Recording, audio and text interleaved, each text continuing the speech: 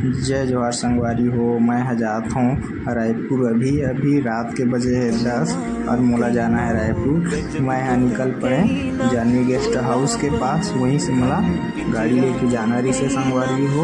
यहाँ अपन देख सकते हैं कि रात में जानवी गेस्ट हाउस कितना बढ़िया दिखते। वही गाड़ी ला लेके जाना है मोला संगवारी हो। देख सकता है हरे सफारी।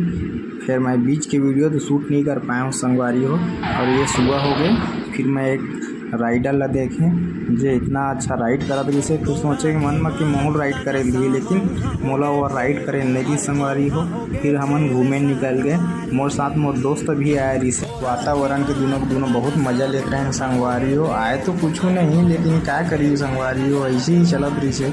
फिर हमन अपन मुँह ला छेरी बोर चला के कुछ ऐसे बात बोलत रहे कि खुद हमला समझ नहीं आत रही से।